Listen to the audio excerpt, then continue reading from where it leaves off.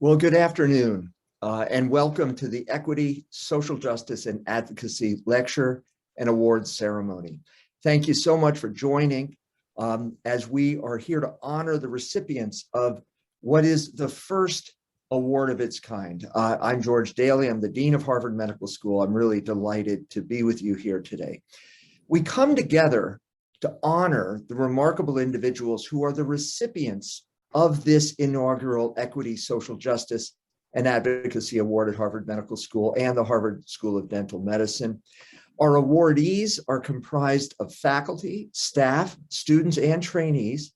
Their efforts reach beyond the confines of their roles and concentrate on a variety of areas that necessitate focused attention. And these areas include structural racism and climate change, social determinants of health and health outcomes in Black and Brown communities, the impact of telehealth on minority communities, collaborative work to fund the 2021 Empowerment Symposium through the HMS chapter of the Student National Medical Association, medical education in Venezuela, contributions to COVID-19 response in New York City, the establishment of safe spaces for Black staff in the Longwood medical area to convene and support one another in response to this country's racial reckoning, and equity and advocacy efforts resulting in a special session on race and science at the foremost meeting in the world of hematology. I think we can all be inspired by this year's Equity, Social Justice, and Advocacy Award recipients, and all of those additionally who were nominated. Now, not only did their efforts reaffirm the HMS mission, the community values, our diversity statement, and medical professionalism, they also exemplify the change we work to see at Harvard and beyond. Now, as a capstone to this inaugural award honoring our commitment to health equity and social justice advocacy, we also have an inaugural lecture, and we're delighted that attorney Michael Curry is with us here today as our keynote speaker. And Mr. Curry, I want to thank you for all of your work in this field and for joining us. Now, today's inaugural Equity, Social Justice, and Advocacy Lecture and Award Ceremony reaffirms HMS community values, and the award itself represents how we aspire to excellence through the following: working together to serve our Harvard Medical School, neighboring national and global communities, seeking diversity and promoting equity and social justice, speaking up, empowering others to do the same, embracing innovation and understanding that creative solutions often require taking risks, and importantly, valuing the well-being of every single member of our community. So it's my hope that today's event will inspire you all. Thank you for joining us, and congratulations to the Equity, Social Justice, and Advocacy Award recipients. So it's now my pleasure to introduce Dr. Joan Reed, the Dean for Diversity and Community Partnership, a professor of medicine at Harvard Medical School, and my esteemed colleague. Joan, over to you. Thank you. Thank you very much, Dean Daly. And I hope that you will all be inspired and motivated by today's lecture and the awards ceremony. Before we begin, there are a few housekeeping notes regarding this webinar that I want to share with you. The chat function will not be available, and your microphones are muted. We ask that you use the question and answer function to ask any questions of our guest speaker.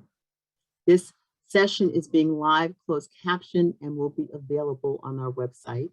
At the end of the webinar, there are a few poll questions. Please take a time, like a minute, to answer those poll questions. And as I said before, this webinar will be posted on the DICP website. At the last count, there were over 300 registrants for today's lecture and award, and has attendees from across our entire Harvard community, the other medical schools in Massachusetts, social service and government agencies nationwide, individuals from private industry, and importantly, our colleagues, our friends and family members, the individuals who support the careers and the work of the recipients today. Thank you for taking the time to join us for this lecture and to honor the recipients. Also joining today is Dr. Robert Higgins, who will begin his tenure as president of Brigham and Women's Hospital and the executive vice president of Mass General Brigham tomorrow. Welcome, Dr. Higgins. In 2020, 4 committees were charged with taking deep dives into focused areas of diversity within the spectrum of Harvard Medical School as part of our Better Together plan. And one of those ad hoc committees, the Equity, Social Justice, and Advocacy Committee, it was co-chaired by Dr. Dwayne Pursley, HMS Associate Professor of Pediatrics and Chief of Neonatology at Beth Israel Deaconess, and Dr. Alexia Rouse, Assistant Professor of Pediatrics at Massachusetts General Hospital. And through a comprehensive process that involved faculty, staff, students, and trainees, this committee completed its charge to develop the concept for what we see now, this Equity, Social Justice, and Advocacy Award. And in May of 2021, the nomination process began, recognizing the efforts of individuals at Harvard Medical School and Harvard School of Dental Medicine, those individuals who make significant contributions to affirming the Harvard Medical School mission and community values by advancing equity, social justice, and advocacy.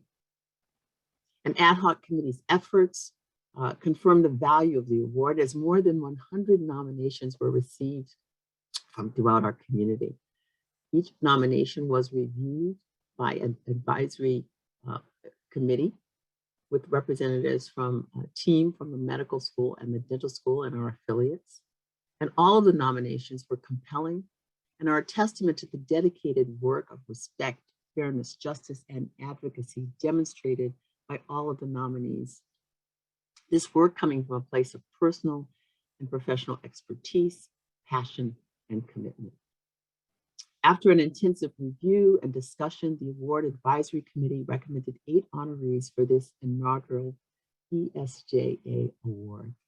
And we thank all of the nominators, the nominees, and congratulate the inaugural EJSA Award recipients. And we'll hear more from them shortly.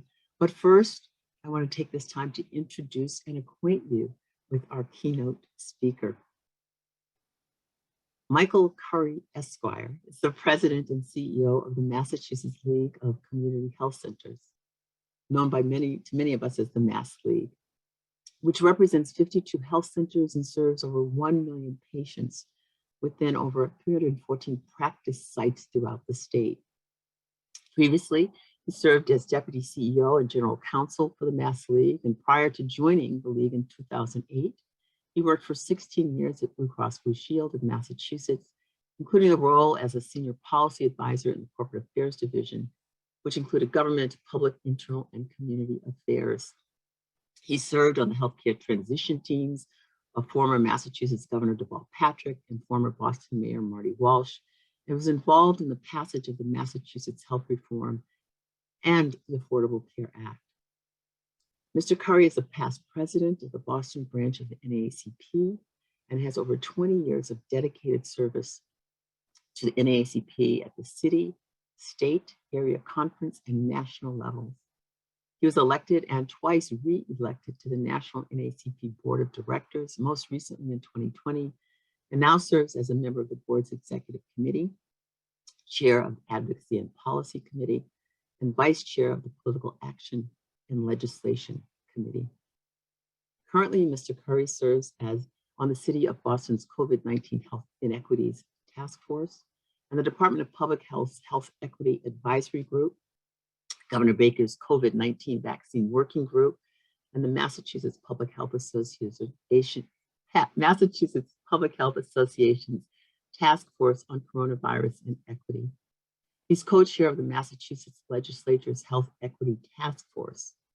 And in addition to participating on these many committees, he coordinates community health center response to the COVID-19 pandemic in conjunction with the state and municipal partners. Recently, he was recruited to serve on the National Bipartisan Policy Center's new coalition of organizations. It's entitled Public Health Forward, Modernizing the U.S. Public Health System. He brings a timely and important message to us today, our inaugural lecture, A Moment or a Movement, Racial Justice and Health Equity Take Center Stage. Mr. Curry, welcome and thank you for joining us.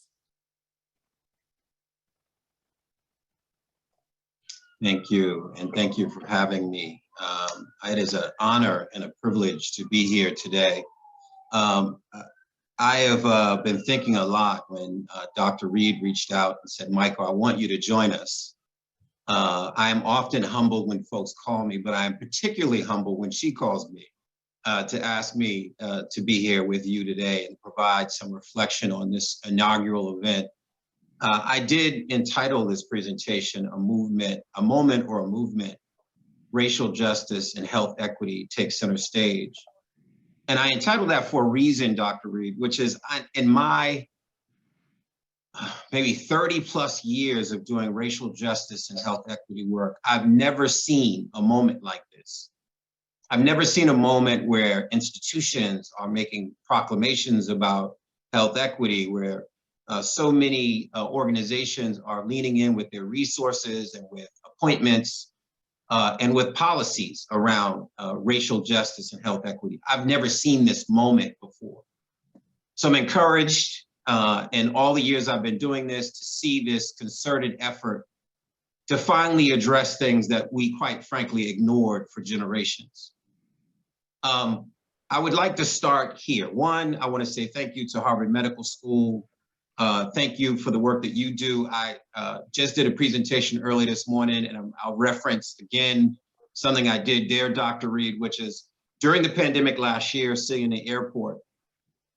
I was coming back during the pandemic from a meeting out of state, and a group of doctors and nurses, like many of you on this call, walked through the airport coming off of a flight. And during that moment when they walked off the flight in their medical garb, people stood up and started clapping and applauding them like they do the military. And I can tell you, having been in airports and in environments where they've applauded the military in the past, I've never seen them applaud healthcare workers. So I was, one, literally brought to tears watching how they recognize how these healthcare workers who are likely on their way to a hospital or some other provider site to provide coverage and support at the height of the pandemic, risking their lives, quite frankly. Risking, quite frankly, their families' lives. I don't want to lose sight as we start this conversation this morning without recognizing the work that you all do on the research side, on the care that you provide to patients, on the service that you provide to our communities here and across the country. I just want to be among those to say thank you for that. Of course, I want to say Dr. Reed and her tremendous leadership there at Harvard Medical School. She is an anchor for many of us in this work, which is why I am looking forward to many more collaborations with Dr. Reed and HMS to try to deal with these health equity challenges. Dean Daly, of course, I know of you. It's an honor to meet you, at least virtually, and I look forward to having an opportunity for you and I to meet in person. Know that you have partners in this work.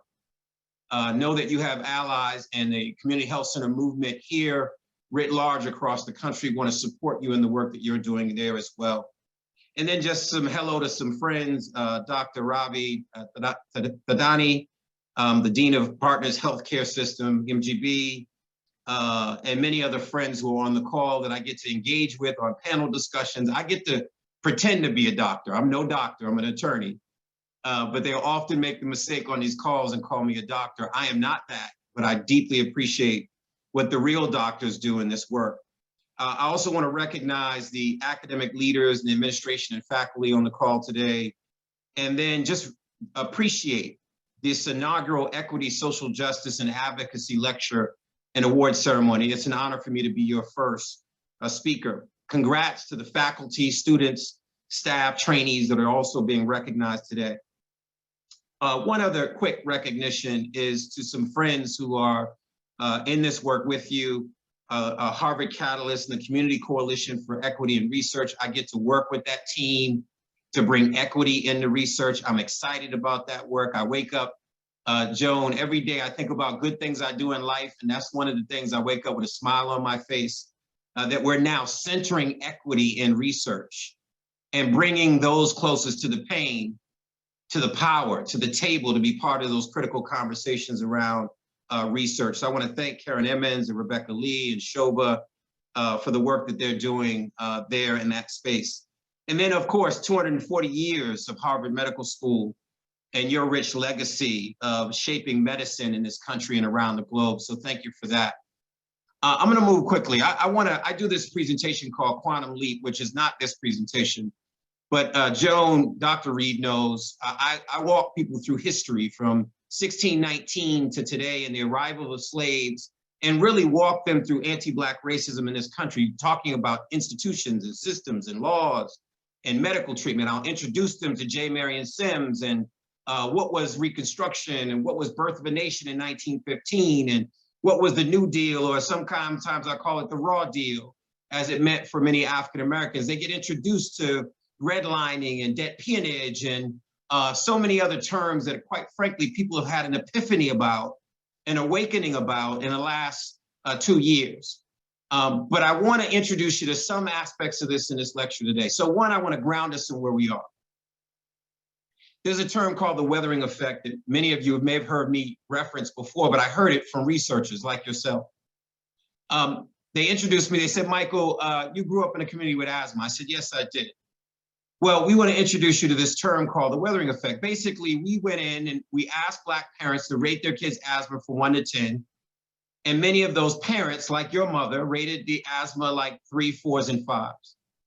And then we asked the doctors to come in and evaluate those same kids, and those rates were higher. They were 8, 9s, and 10s. They said, well, Michael, that's the weathering effect. That you can get so used to taking the Flovent and the Allupent and being bent over in the gym or at home or being in the emergency room of a hospital on a monthly or quarterly basis that you become weathered to being sick.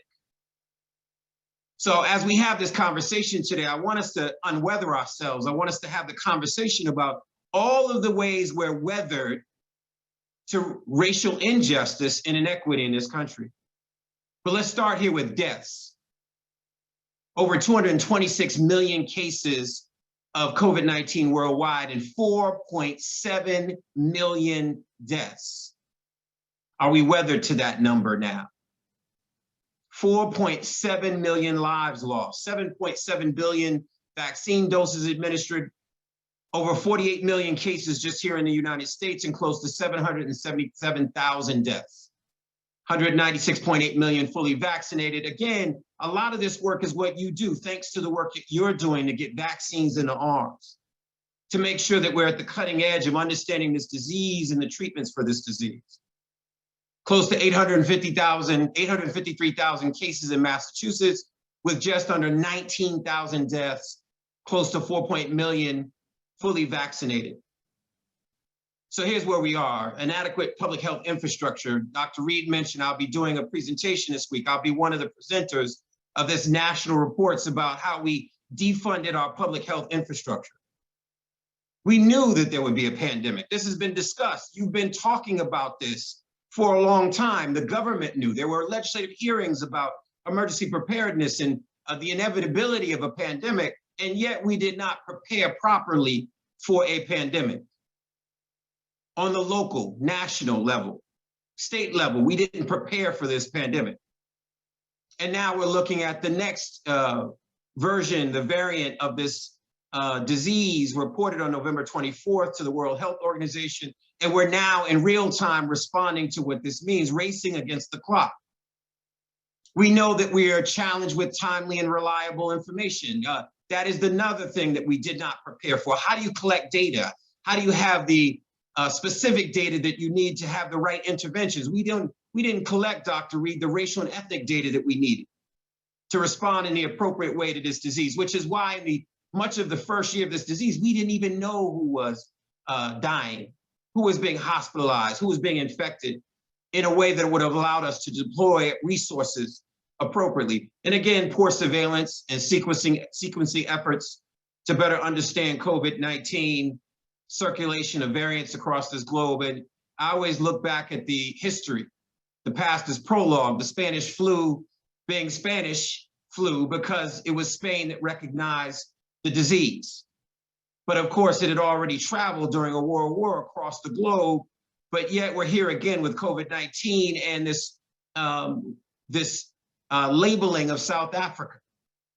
Now, we know that you need to put restrictions in place, but the reality is it's a global crisis, that diseases spread that way, that if you under-vaccinate countries, as we're talking about boosters in the United States, where some countries haven't even gotten the first shot in their arm, their vaccination rates are extremely low.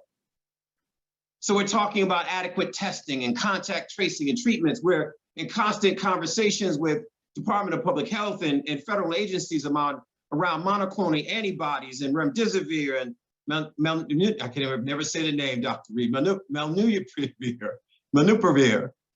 with alternatives for isolation and quarantining. And all of those conversations, there's somebody in the room like myself raising the issue of equity. Because we know that monoclonal antibodies didn't get to folks in the communities that I grew up in.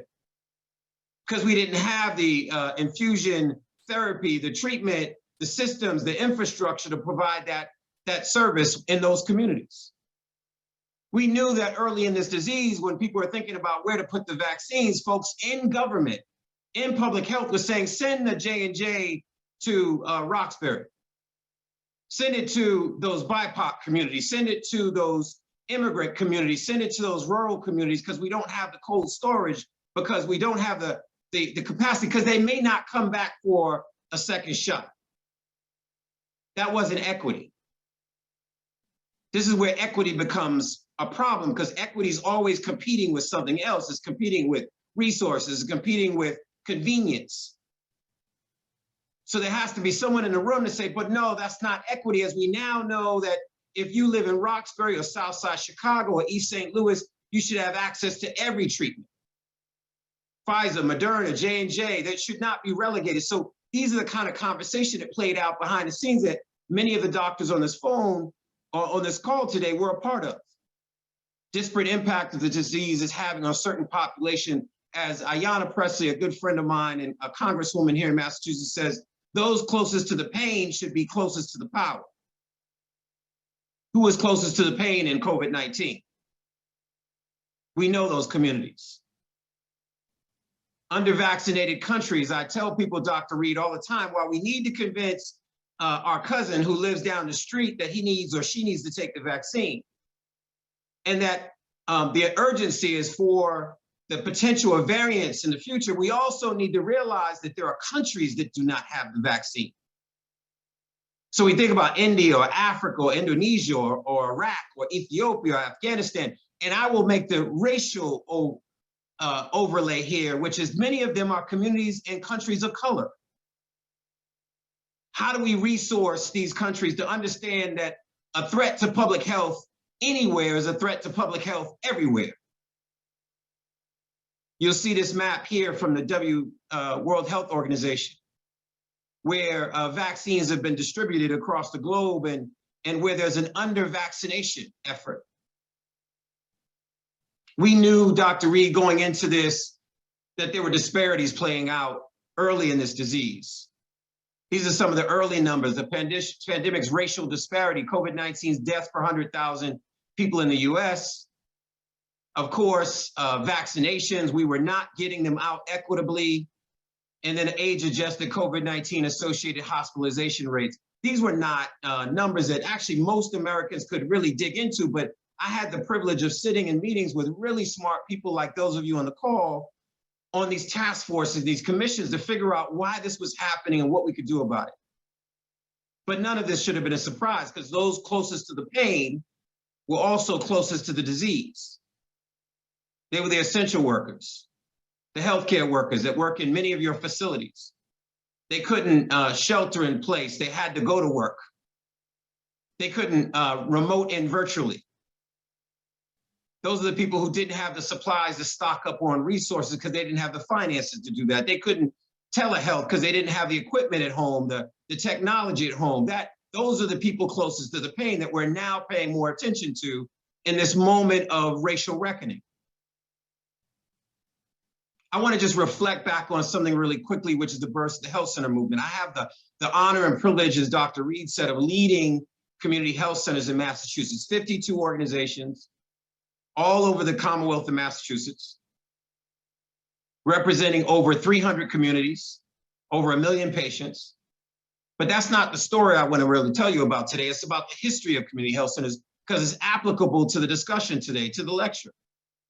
In 1965, the nation's first community health centers were launched as a small demonstration program as part of the President Johnson's Office of Economic Opportunity. With roots in both the civil rights movement and the war on poverty, the earliest health centers had their mission no less than using the healthcare system to change the health and lives of their communities' residents.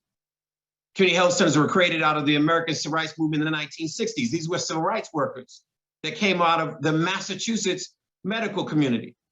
Dr. H. Jack Geiger, who passed away just a year ago, Dr. Count Gibson, Dr. John Hatch, Dr. Elsie Dorsey, Andrew James, Robert Smith.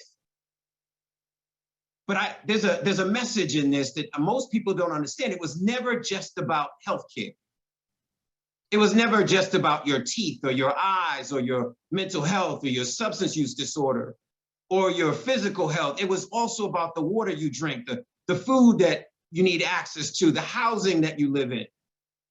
That's what made their construct, their idea that was born in the 1960s so radical. They knew before we even had the construct, the terminology to understand what social determinants of health were. It is not enough for us to treat people when they walk in our doors sick and then send them right back out in the conditions that made them sick. That's what we're doing today. The mission of community health centers and the basic work they do is an expression of a civil rights ethic. So you'll see that we serve 97% of the zip codes in the Commonwealth. That means people are driving from rural areas to get their care at a community health center. 96% of the zip codes. The work that I do here at the League, just as a quick introduction, workforce development, initiatives to recruit, retain, and develop a well-trained cadre of primary care providers, and for increasing educational economic opportunities in communities served by health centers. Of course, the analysis of state and federal regulatory and policy issues. Information technology, primarily focused on helping health centers expand their capacity for using data to increase efficiency and advance patient health. Management of and support for clinical quality initiatives to improve and better integrate patient care. Training and education of health center administrators, clinicians, and board members. Support to expand health access through work that state leaders and local health and advocacy organizations seeking to open health centers in their communities. And then information dissemination about community-based healthcare to policymakers, opinion leaders, and the media. The range of services, of course, a broad range of primary care and preventive care, pioneers in the integration of behavioral health and dental care, focus on eliminating health disparities. We've been there. This is what I often say, Dr. Reed, we were born for a moment such as this. Challenging what it means to deliver effective healthcare through community-based initiatives like fitness and wellness centers, farmers markets, safe walking routes to school, cooking demonstration kitchens, financial literacy classes, and job training. 66% of Massachusetts Health Center patients identify as a racial or ethnic minority. 61.8% of patients are best served in a language other than English. 79.5% of health center patients are low income, closest to the pain. 61.8% are publicly insured or uninsured.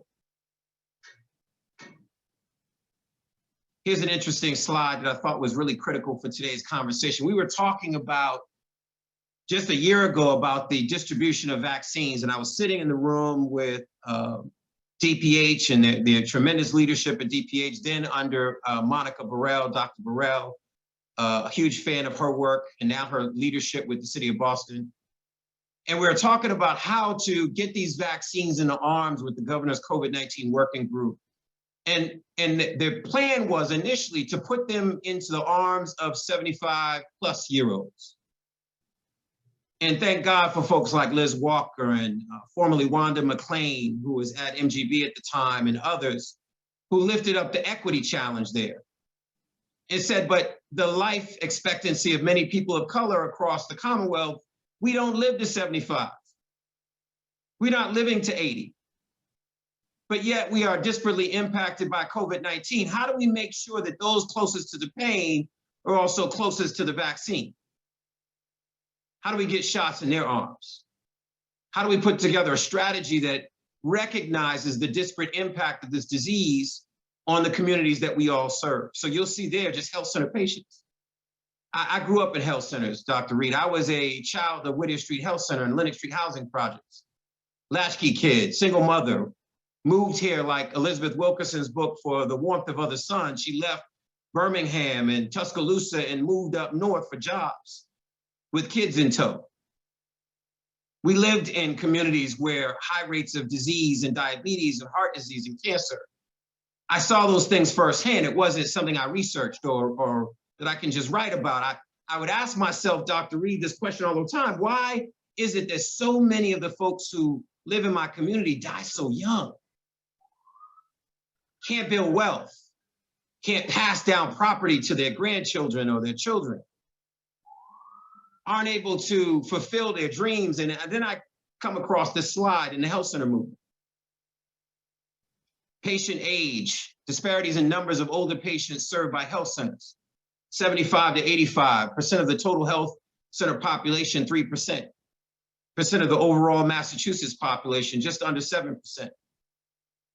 85 plus, even less patients served. Massachusetts, a generally wealthy and educated state with one of the highest rates of health coverage and access to healthcare, has the 6th highest life expectancy in the country, 80.7 years, compared to the national average of 78.7 years. All of the 72 Massachusetts census tracts with an average life expectancies of 75 years and under, between 68.1 and 75, represent under-resourced communities served by health centers, closest to the pain, living shorter lives. New Bedford, 68.1 years, 12.6 years below the state average and 10.6 years below the national average. Fall River, Springfield, lowest life expectancies between 70 and 74 years were in the Metro Center, Bay, and Pine Point neighborhoods. The highest life expectancy over 81 years were in the Forest Park and the outer belt areas of 16 acres. The median income in the Metro Center's tract with the city's lowest life expectancy was $12,325. In the Forest Park tract with the highest life expectancy, it was $57,734. Again, by neighborhood, just a closer look. New Bedford, Black, American Indian, Asian, White, Hispanic, median income. Fall River, same data points. Median income, $16,935. Springfield, those demographics, median income. Hyannis, surprisingly, 69.9% life expectancy. Median income. Brockton, Pittsfield, Worcester, Franklin, Plymouth, communities where health centers are served. So this means something to me, Dr. Reed, because not only is this about data that health centers serve, these are the communities that represent that remind me of the communities where I was born and raised, where it was never acceptable that people live shorter lifespans, where we tended to blame those communities for the conditions that they lived in. But we had this reckoning in the last 2 years. We now understand that poverty was not just an individual choice, it was forced on some demographics in our country. That you can't have this conversation around inequity in wealth without having a conversation around slavery, without having a conversation around Reconstruction, without having a conversation around Black codes and Jim Crow and voter suppression and the New Deal and redlining. We're now having this epiphany that you just can't assume that people wanted to live that way. I'll take a second here to reference this, and I did this earlier today as well. Growing up in Roxbury, little kid, Roxbury and Leonard Street housing projects, Dr. Reed, I'd walk around my neighborhood and I would see many of the Black men were unemployed. I'd turn another corner and see a group of older Black women sitting around in front of the stoop, in front of the development, and many of them suffering from all kinds of diseases, diabetes, hypertension, cancer, name it. I would walk out and see the police stopping many people who look like me on a street corner, or stopping me once I got a license almost every time I drove a car. I started to go downtown and see that they didn't treat us the same at department stores, that they'd follow you around because they thought you were going to steal at Macy's or Filene's or at Coolidge Corner or Cleveland Circle, that we weren't welcome there. I go visit family members in Concord and Walpole, and walked into the prison system where the guard is above you with the shotgun, and you'd walk into the meeting room and you would see most of the men look like you. They were Black, they were brown.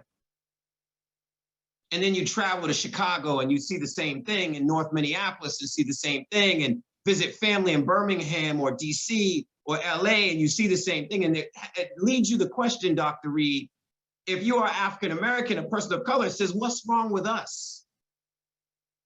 What is it that's wrong with us that we're living in these conditions, treated this way, without access to healthcare, without equal treatment? But it was never about us, it was about history. It's about racism, it's about systems. So life expectancy, closer look, Lynn, Holyoke, Taunton, I think you get the point that we're seeing these issues across the Commonwealth, across the country. 22% of Massachusetts Health Center patients are children and adolescents, 24% of children under 11 identify as Black, African-American, and 40% identify as Hispanic and Latinx. As we start to lean in on vaccinating children in the Commonwealth, we have now, as health centers, vaccinated just under 900,000 residents of the Commonwealth, or at least 900,000 doses have been administered by health centers. Health centers are collaborating with local schools and other community-based organizations to set up vaccine clinics and providing the vaccine within the context of well child visits. We want to make this part of your normal course of care. But here's a lesson. As someone, a national reporter asked me recently, what is the number one thing you learned out of the last 19 months of this disease? I said, you know what I learned? We can do great things when we do them together. We can find vaccines when we do them together. We can advance technology and introduce technology and telehealth when we do them together.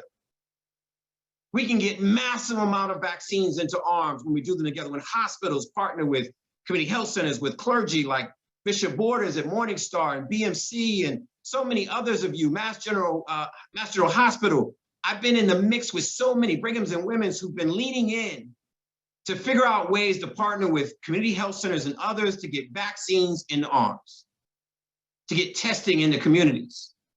That's the number one lesson I've learned from this. We can't go it alone, not with health equity. We got to do this as a part of a collaborative effort to figure out, and we got to do it, Dr. Reed, with an urgency that it has to be done because there's a life being lost, a life being shortened. I want to make this quick reference about children before I move on, and then I want to close out the presentation with this comment. As brilliant as I think all of you are on this call, as brilliant as I think all of you are who are in academia, who are physicians, most of you are white and most of you are male. And I could give you a diversity speech that I know I and Dr. Reed and others talk about why we need diversity. But you know, in my 53 years on this earth and my many years of doing diversity work, you know, the number one argument that I never said until recently, but it makes sense, is that there's a little Black girl sitting in Roxbury right now, or Southside Chicago right now, or LA or Miami, who's meant to find a cure for cancer, but you will never know her. You'll never know her because she doesn't have the academic rigor, because maybe she's internalized racism and she doesn't believe she can be that doctor, that researcher, because somebody told her she couldn't be. Because the systems have prevented her and created barriers to her being that doctor that we all needed her to become. That's how real this research, this diversity conversation is. that we've relegated the science, the advancements to a demographic of our population and not open it up to women, people of color, that we need them in this work. Monoclonal antibodies, I mentioned that as an equity issue. Could oral health antivirals be a game changer for COVID-19? And what are the equity concerns? I'm having these conversations as we speak with the Department of Public Health. I'm engaged with health center CMOs from across the state in these critical conversations. As DPH sees this is an opportunity to get these life-saving treatments into communities of color that did not get into communities with some of the other treatments previous. States have large racial disparities in healthcare equity, study finds. Commonwealth Fund President Dr. Blumenthal said people of color are having vastly different experiences than white residents within the same health system, which has led to a range of deep-seated inequities. He went on to say healthcare disparities have only been exacerbated by the COVID-19 pandemic, which has disproportionately impacted people of color. Latino, Black, American Indian, Alaskan Native people are at least twice as likely as white people to die of COVID-19. No news to any of you on this call. With American Indians and Alaskan Natives residents more than 3 times as likely to be hospitalized from disease, according to an October 8th research brief by the Kaiser Family Foundation. But the top line from that report is, we don't really see health equity anywhere in the country, says the lead author of the new study from the Commonwealth Fund. We don't see health equity anywhere in the country. So Dean, Dr. Reed, while we tout Massachusetts being above many other parts of the country, I coined a phrase in college: we are the best of the worst. We do too much chest beating about how Massachusetts is better than other places. We really should be leading the nations with all of our amazing healthcare institutions, with the birthplace of community health centers, with the leading companies in this Commonwealth. We should be setting a higher bar for eliminating health equity in the Commonwealth. I'm gonna just close out on here. History was not the mere gathering of facts. Carter G. Woodson. He said history is not just the mere gathering of facts. The object of historical study is to arrive at a reasonable interpretation of the facts. That's why I push history in every presentation. Some people say, oh, why do we go back in the past? Because the past is prologue. If we understand the past, it informs where we are and what we need to do going forward. So when Dr. King said of all the forms of inequality, injustice in healthcare is the most shocking and inhumane, at the Medical Committee for Human Rights in Chicago on March 1966, I want you to think about weathering right now. When I talked about the weathering effect, morbidity and mortality, life expectancy, disparate treatment. If you remember the Institute of Medicine's report in 2002, incarceration rates, are you weathered to them? Food insecurity, housing insecurity, K through 12 education inequity and disparate discipline, college and higher ed inequities and disparate discipline, even at the higher ed level, over policing, lack of political power and influence, disparate discipline and employment, lack of diversity in our medical schools. We know that there's too few Black and brown folks coming out of our medical schools, environmental injustice, climate, anti-immigrant policies, microaggressions, racism in the media and entertainment, employment discrimination, high rates of uninsurance and underinsurance, predatory practices, wealth and wage inequality. It's a mouthful, Dr. Reed. For me as a civil rights activist, this is what kept me up at night. This is what I use the analogy of the little boy from the movie Sixth Sense, where he said, I see dead people. If you remember that Bruce Willis film, he saw dead people because they wanted him to help them cross over, to solve their murder, to say bye to a loved one. That's what racism is. We don't want to see it because seeing it comes with risk and it means we'd have to do something about it. But if you recognize that it is built into the fabric of this nation, you will see it in your practices and your policies and how we are operating as a country. That is the challenge, post-George Floyd, post-COVID-19. Rebecca Lee Crumpler, she had sage advice for all of us. She said, they seem to forget there's a cause for every ailment and that it may be in their power to remove it. 1864 became the first African-American woman to become a doctor of medicine in the US, the only female physician author of the 19th century, published a book of medical discourses. And I say this was a bad sister, Dr. Reed. When you think about the 19th century, and this sister was during Reconstruction, providing care and guidance for former slaves, studied at the New England Female Medical College, began her career practicing medicine right here in Boston, treating women and children, worked for the Freedmen's Bureau, providing medical care, as I said, for former slaves. And I'm just a few, maybe about a half a mile from her house on Joy Street is a destination on the Heritage Trail. We need to know that history and know her name.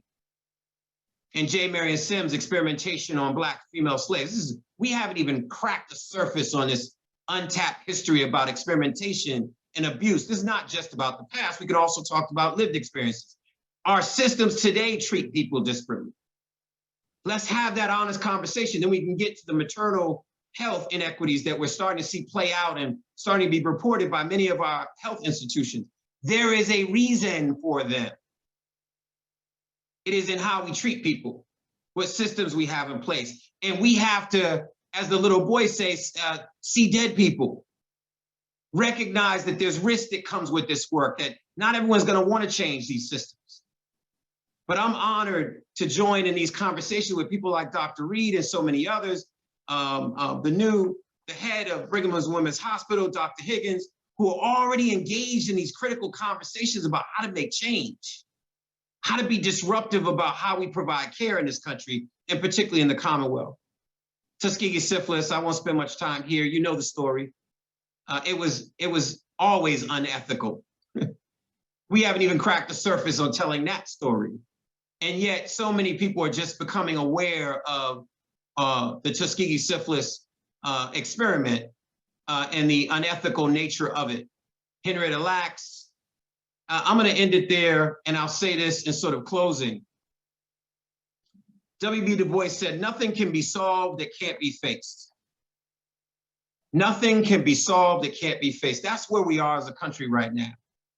We're having to face some real difficult, entrenched, systemic, historic issues around racial justice and health inequity in this country. And we can't do it the same way that we've always done it. It's going to be uncomfortable.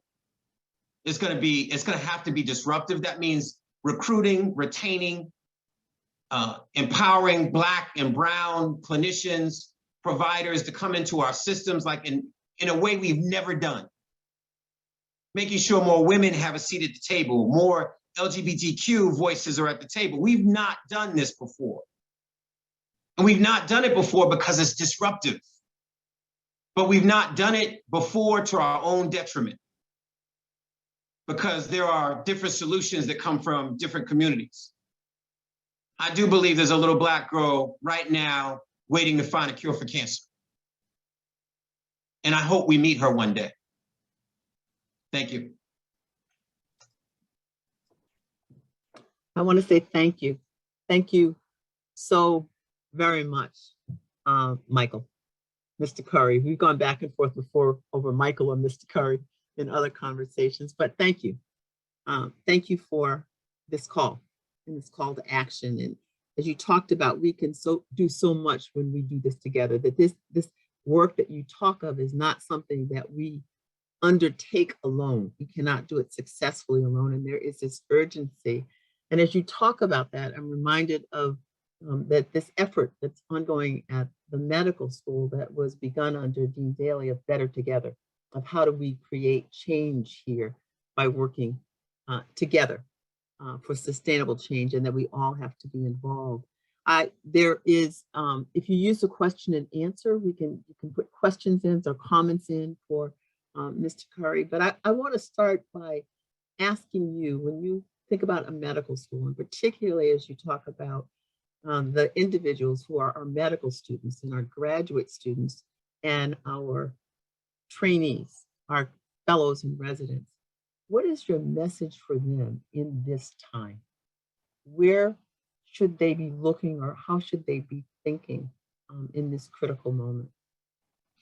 Yeah, I think, most important, and again, to the dean, to you, my friend, Dr. Reed, and so many others, just thank you for being here. I think that the work really starts individually, right? And I know some people wouldn't start there, but I do believe it's individual work first. So I always challenge you, whether you are a doctor, a community health worker, or any person, a researcher, and some of your physicians there have heard me say this even in meetings. do that internal work first. That means reading, so that the compass is adjusted around how you engage communities, not your gut, because your gut will lead you to do the wrong thing all the time.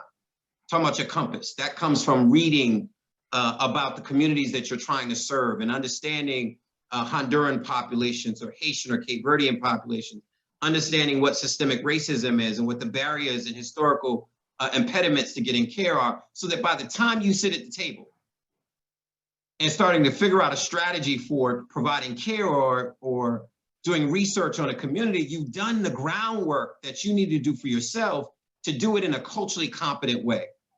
I don't think we often engage that way. I do hear more, Dr. Reed, many of the folks saying to me, Mike, we want to make sure that the community has a voice in the conversation, in the planning, in the research, in the care that they get. But that's not our model. Our model is we determine what you need and we make that decision for you. So I am thankful that the folks on this call today might want to embrace that philosophy, which is nothing about us without us. Nothing about us without us. Start there with engaging in communities like I grew up in Roxbury to understand what those communities are dealing with and what they find are challenges. Don't blame that Black man or woman or Latino man or woman who won't take a vaccine. If you know the history, you'll know why they don't want to take it. You'll understand very clearly why we don't trust systems, why we don't trust science, why we don't trust our healthcare system. You'd understand that. It doesn't mean that every Black person doesn't, but it means that large segments of the population don't trust because we haven't been trustworthy. Then our messaging is different. Then our conversations are different. Then our clinical trials look different. I think that's where the challenge is. Thank you. Another question is, you talked about the partners and many of the individuals that you've worked with who are joined us in this session today. But are there other efforts that are going on in bringing parts of the community together to think about health equity? Is there a place or space for us to form new kinds of coalitions to join in this work? Well, Dr. Reed, as you know, I think, when you put people at the table, things typically will change, right? So Jim Hunt, my predecessor here at the league, used to always say to me, my first day on the job, he said, Michael, if you're not at the table, you're on the table or you're on the menu. If you're not at the table, you're on the table or you're on the menu. And I remember thinking to myself, what does that mean? And how does that apply to the things that I care about? And that means that at this particular moment, there are more people in leadership positions in Massachusetts, people of color, than I've ever seen at our major institutions, including Dr. Higgins and his new appointment. We've never seen that before. That means that somebody can make decisions and allocate resources in a way that we've never done and prioritize health equity in a way we've never. That doesn't mean that if you're a white man, you wouldn't have done it. It doesn't mean that if you're a white woman, you wouldn't have done it. But here's what's different. If I want to deal with inequities in care for women, then I don't need to have all men at the table. Because I can guarantee you it'll get done if there are women in power and at the table, because they have the lived experience, they understand the urgency, and they're vested in a solution.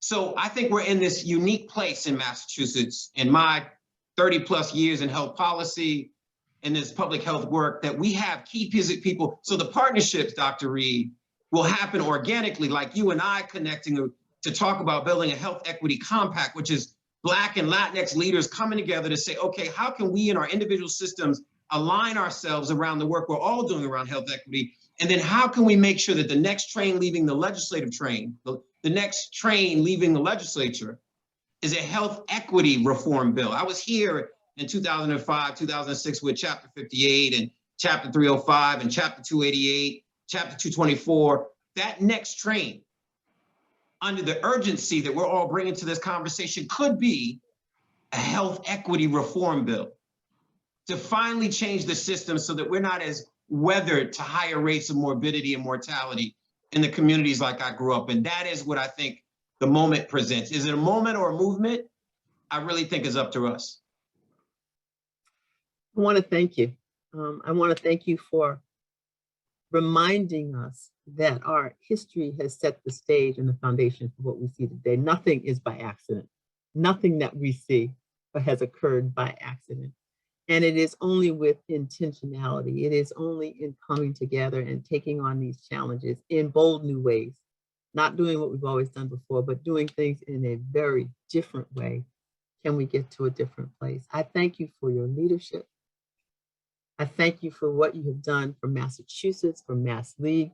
You know, my roots are in community health centers too. That's how I started out when I came back to Massachusetts. Thank you for what you do across the board, and for your words today. I can't imagine a more important and powerful and impactful message and inaugural lecture for this important award. Thank you so very, very much.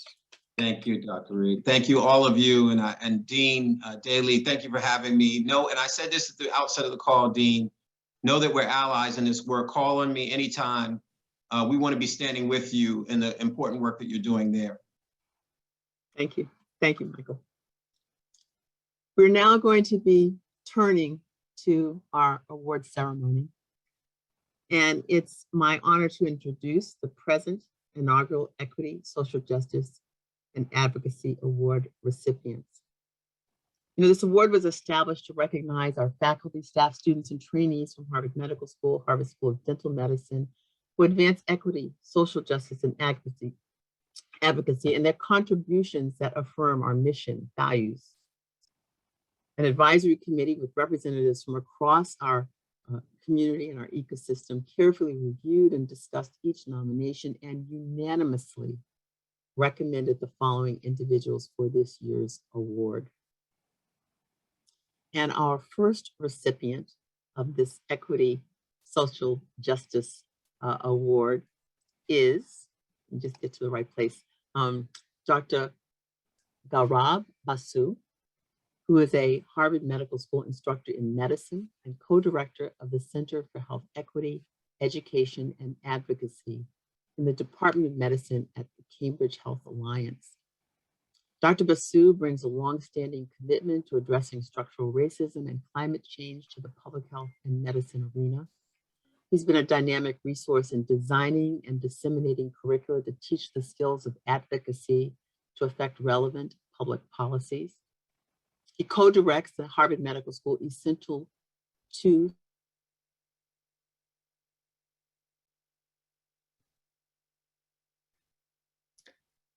Still dealing with technical difficulties here.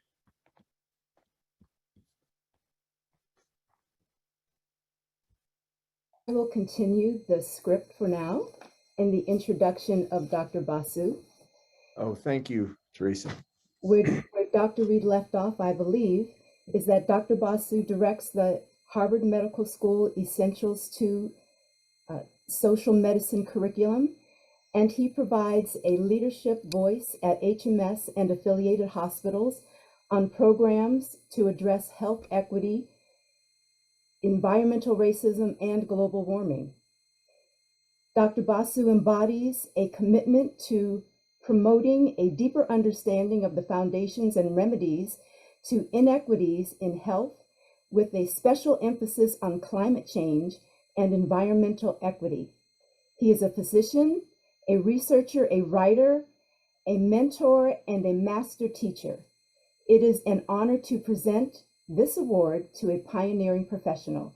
Dr. Basu, congratulations, and please come to the screen to give your remarks. Thank you so much. Hopefully I'm on the screen okay here. Well, I just want to thank Dean Reed, Dean Daly for creating the space, and Mr. Curry for your very powerful words. I appreciate all of your leadership and really grateful to have this time together. I'll just say a couple quick words. Is in receiving this very lovely award, you think back to why you started doing this work in the first place. And at a very young age, I just knew I wanted to be a part of a community that was taking care of one another, and that taking care of people's health was fundamentally about honoring and seeing their humanity and dignity. But quickly upon becoming a primary care doctor and physician, realized that we have to have healthy healing structures in place in order for people to have health and health equity, and that we could play a major role in making that structural change. So our center at CHA, called the Center for Health Equity Education and Advocacy, what we hope to do is build community, bring people together, have people declare their values, explore their role as change makers, because I really do believe in our capacity to enter the public forum and speak up for this kind of change. And my personal advocacy and climate change, and really connecting it to issues of structural racism and health equity. My hope is that we can really define this as our relationships to the earth, to each other, future generations, and make clear how we can't take care of each other unless we take care of our planet. So I just want to give again great gratitude for this this very lovely award.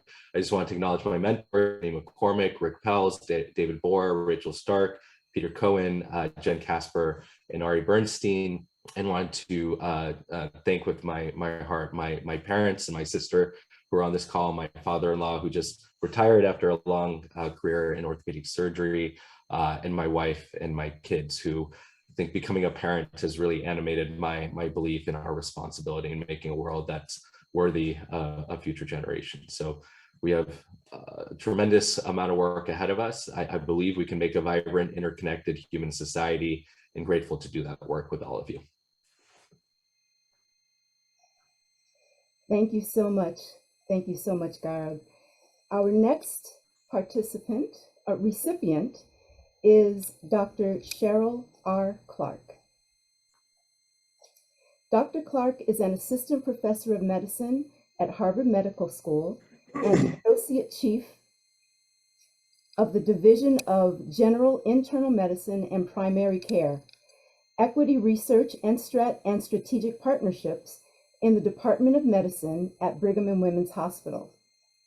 As a health equity researcher and a leader in the renowned Jackson Heart Study, Dr. Clark has focused on the impact of the social determinants of health and structural racism on the health outcomes in Black and Brown communities, particularly in African American communities.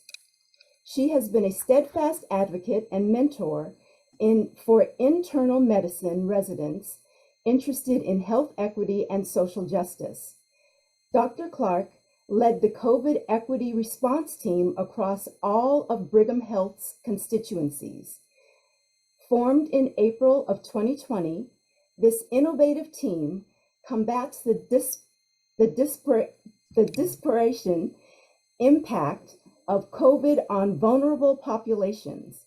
Her team has addressed food insecurity, the lack of COVID-19 testing, and vaccinated hundreds of community residents across Boston.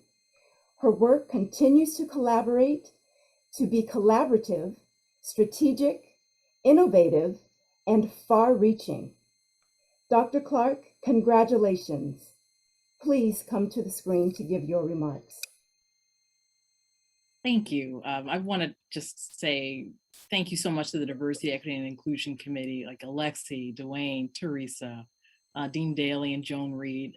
What's important about this award is that you created it. You know, the fact that this award exists is an affirmation that a medical school cannot be excellent unless we are making sure that research, teaching, education, health promotion, everything that is done through the institution is equitably felt by everybody in society. And I'd also like to note that the programs and everything that you mentioned that is being honored today, the one theme is that it's all fostering community, right? It's all sort of promoting the next generation of leaders.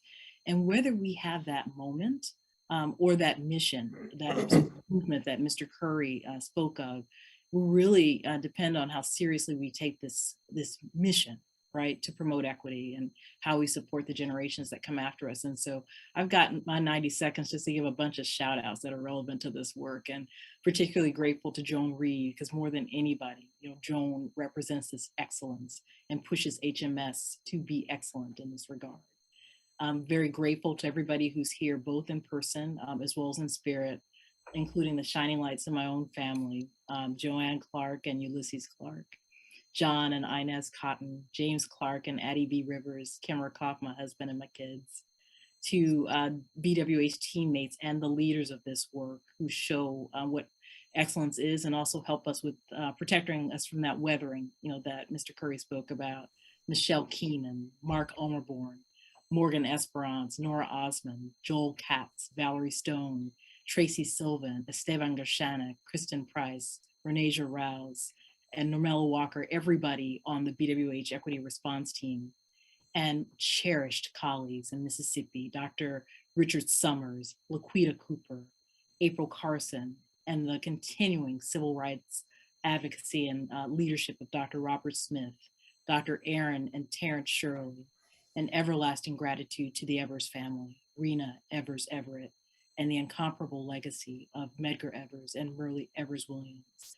When we think about what it looks like to model social justice, we're always sure to put those lessons and to have those lights shine on the work that we do. And so I'm grateful for all that work that's come before and grateful to you, Joan, for all the opportunity for encouraging this work to come. Thanks, everybody. Dr. Clark, thank you so much. Thank you so much for your contributions. I've been texting with Joan in the background, and unfortunately her computer has crashed and I think she's going to be unable to join back in. So Teresa, thank you very much. And I'll introduce the next few, and I want to recognize now Ms. Aljani Stanley, who's our staff recipient of the ESJA Award.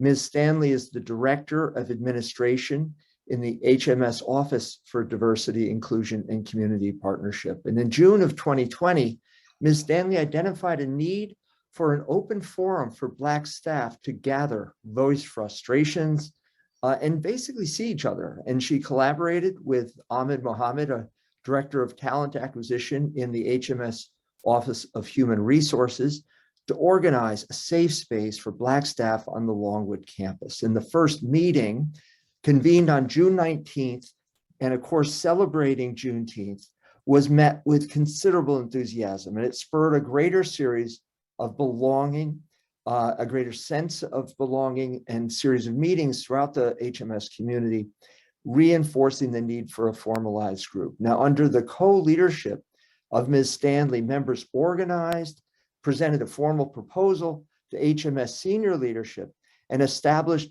the affinity group now known as the Black Staff Caucus, which is the first recognized affinity group for Black staff in the Longwood medical area. I am tremendously excited to see the BSC now create the new bridges to representation, to recognition and inclusiveness. And I know I speak for Dean Reed to congratulate Ms. Stanley. So please come to the screen to give your remarks. Thank you, Deans Reed and Daly, Michael Curry, and the Equity, Social Justice, and Advocacy Committee. Special thanks to my mentors, friends, colleagues, the Black Staff Caucus, and my friends, and my family, my husband, and my children. My blessings have been more than my trials and tribulations.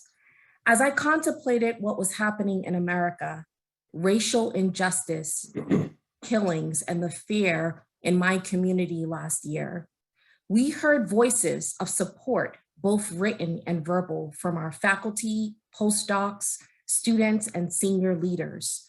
But where was the voice, the staff voice, the Black staff voice? Many of us showed up to our jobs every day, internally scarred, uncomfortable, and in fear. We needed a space, a community of support, to take a breath, to have open dialogues, and to know that we were not alone. This space was called a time for reflection. These weekly meetings cultivated Harvard Medical School's first Black staff affinity group, the Black Staff Caucus. This group focuses on career advancement, ESJ initiatives, and so much more.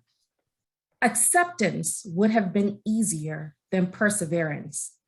Our efforts for change needed to be intentional, consistent, and persistent. Listen to what people are telling you. Learn what they are really saying. Observe what people are showing you.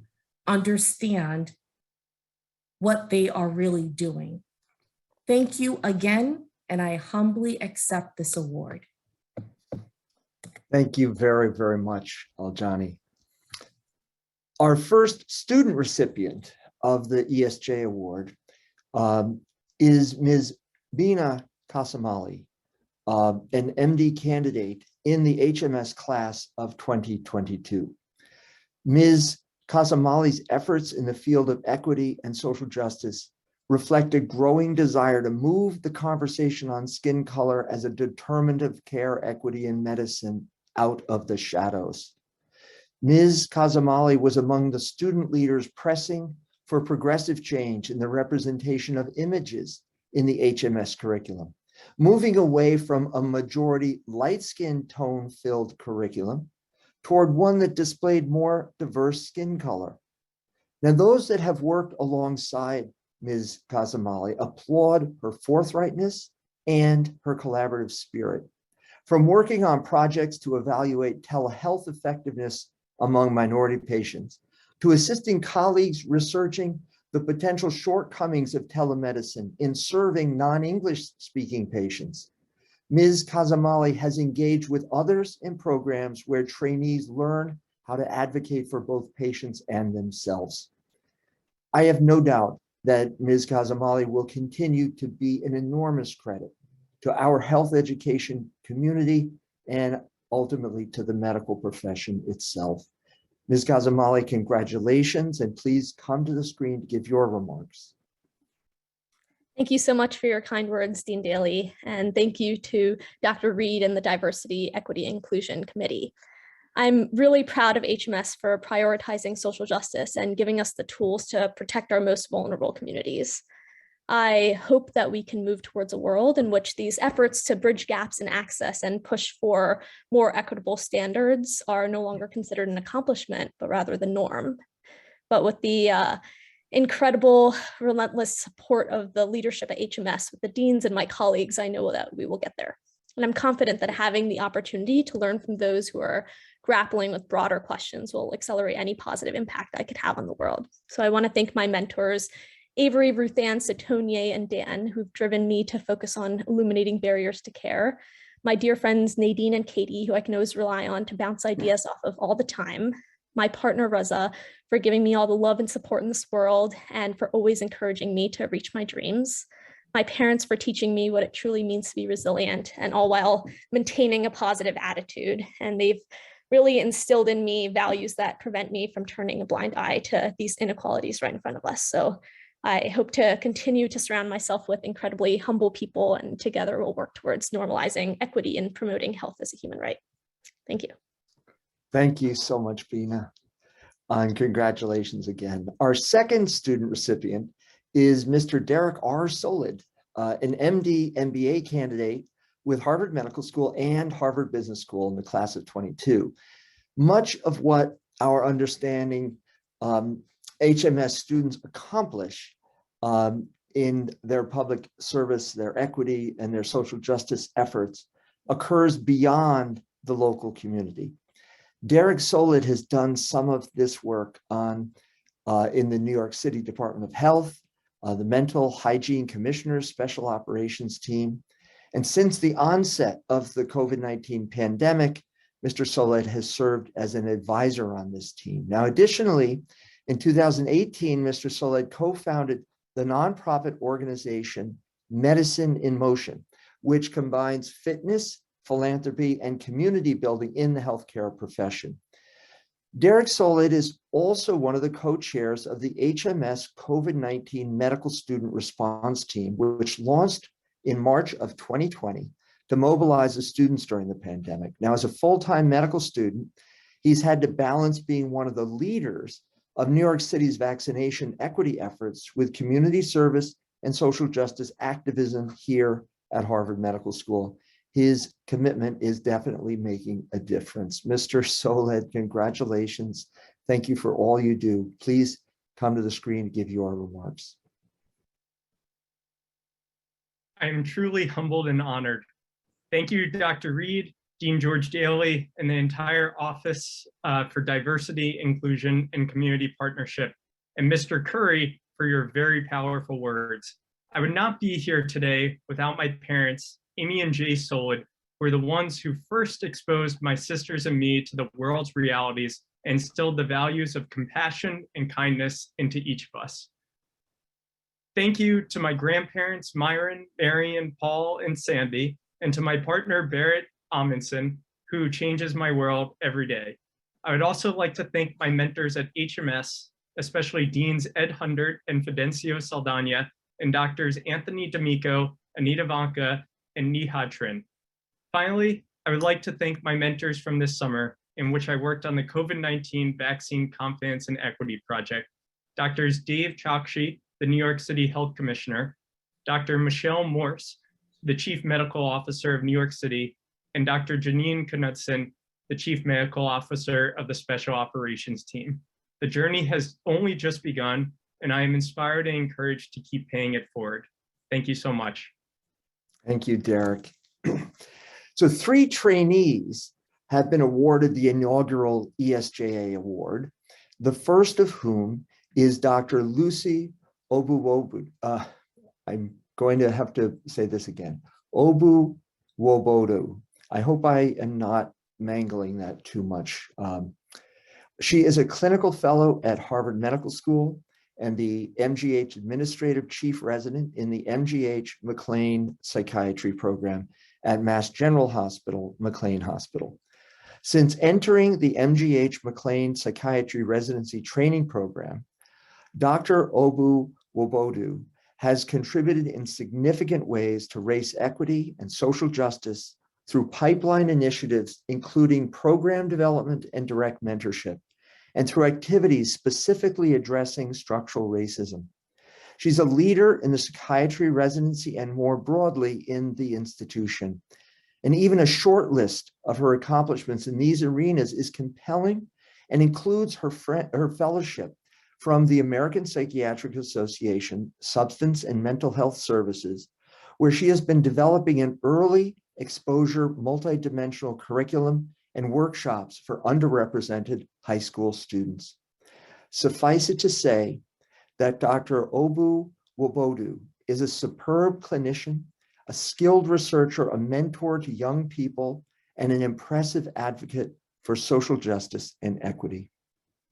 Dr. Obuwobodu, congratulations, and please come to the screen to give your remarks. Thank you so much, Dr. Daly, and thank you for everyone involved in this just very humbling award. It is truly, I'm speechless. I am honored and I'm humbled to be in the presence of such greatness. I want to thank Dean Reed, Dean Daly, all who were involved in the inaugural Equity, Social Justice and Advocacy Award. And thank you, Mr. Curry, for setting us on a really powerful note this morning. I am inspired that we are in a time in our healthcare system when the principles and actions around social justice and advocacy are no longer on the periphery, but are embraced and in moments like this celebrated. I am in awe of my fellow awardees and their amazing work. And I'm energized by all the people, so many in our communities, who are doing outstanding work day in and day out, fighting health inequities, and who may not always get a moment or a spotlight like this.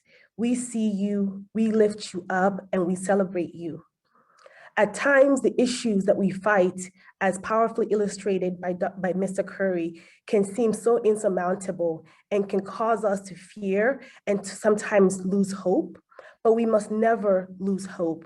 As Ibrahim Kendi wrote, once we lose hope, we are guaranteed to lose.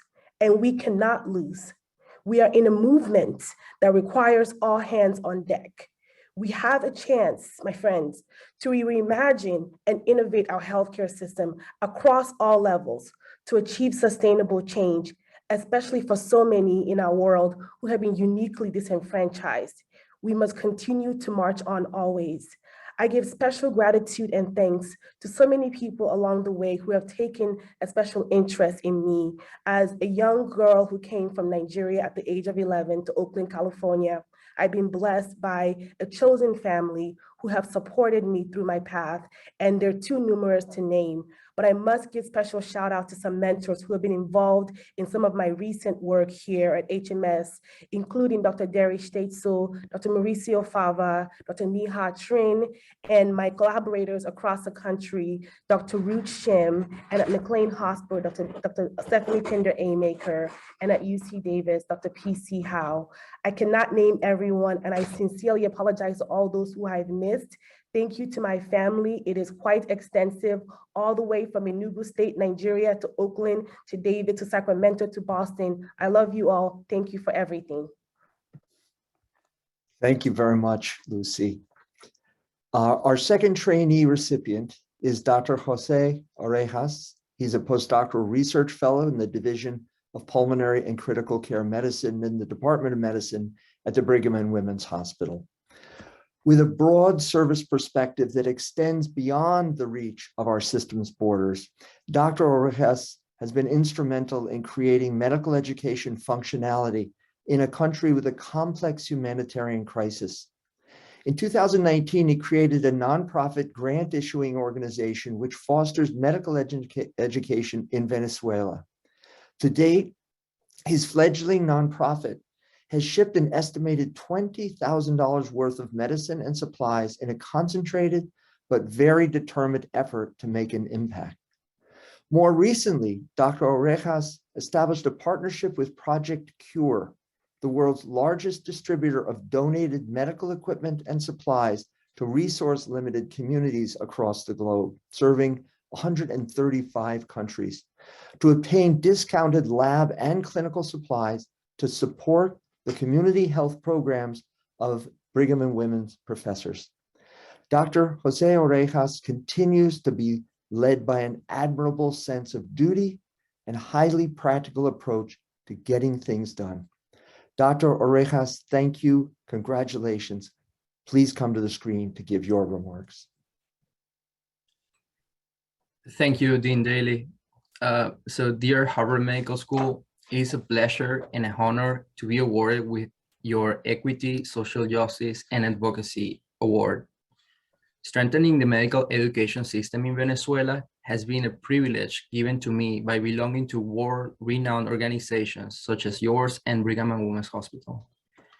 Being included in your community, in our community, has made my mindset to evolve in generosity, constructiveness, and precision. And I want to thank for those gifts my Brigham mentors, Dr. Alejandro Diaz, Dr. Dan Palazuelos, and someone who we lost earlier this year, Dr. Francisco Mari. I want to thank also my countrymen, since their trust and cooperation has allowed us to start a transformation and fostering of medical education and medical institutions, aiming for two goals.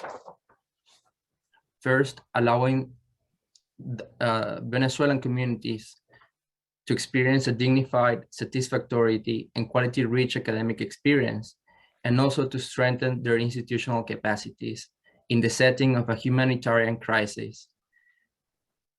This crisis has been ongoing in Venezuela before the pandemic and has been largely caused by the Venezuelan tyrannic government.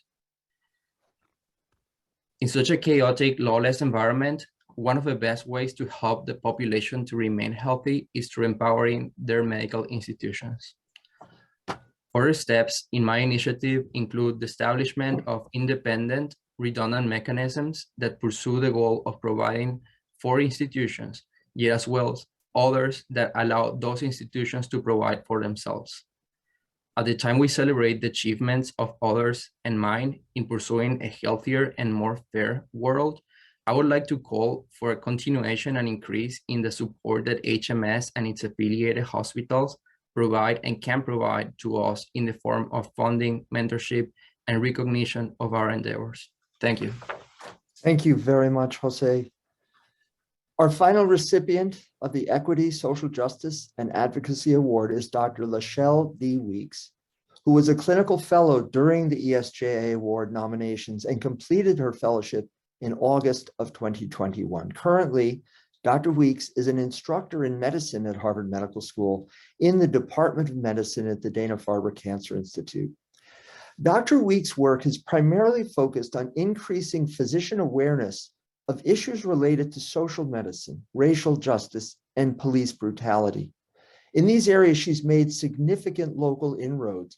She founded and chaired the BWH Internal Medicine Social Justice Committee, which continues to be the major avenue for resident-led advocacy among internal medicine residents. She writes and lectures on issues of racial justice and health equity. Her most notable effort includes co-authoring On Racism, a new standard for publishing on racial health inequity, a guide for health equity researchers and journal editors. Dr. Weeks believes that we have a responsibility to shake the places that produce injustices and then reimagine and rearrange those spaces to make them better. And we hope the shaking continues. Dr. Weeks, congratulations, and please come to the screen to give your remarks. Thank you. Thank you so much, Dean Reed, Dean Daly, and the committee for bestowing this honor. Thanks to all my colleagues, my mentors, and my family and ancestors on whose shoulders I am always lifted up. In a 1963 talk to teachers, James Baldwin said that the paradox of education is precisely this, that as one begins to become conscious, one begins to examine the society in which he is being educated. In a moment of consciousness, I looked around days after watching Philando Castile murdered, and I wondered, does anybody care? It turns out that people did care, but there was no space to have the discussion. And so with the help of my co-residents and program directors at Brigham and Women's Internal Medicine Residency, we created a committee where we could actually discuss and consider ways to address injustices that happened outside of our hospital, but definitely impacted the health and lives of our patients and of ourselves. What was ignited with the Brigham Medicine Residency Social Justice Committee has blossomed into a real passion for clinician education on race and racism, inequity. And I'm blessed to be able to continue my work with the American Society of Hematology, creating curricula that have national and international reach, as well as working with community activists to end the inappropriate use of sickle cell trait as a cause of death for people in state or federal custody. Right now, I'm at this really beautiful stage in my career where I'm designing my independent research program, and I get to ask questions like, what am I going to work on? Who do I work with? What do we study and how? And the key questions for me are who benefits and what is the benefit? So I'm not a health equity researcher, but equity is centered in the decision-making and in how I answer all of these questions. If inequitable care is bad care, then how can I provide good care in an environment that is inaccessible to certain populations?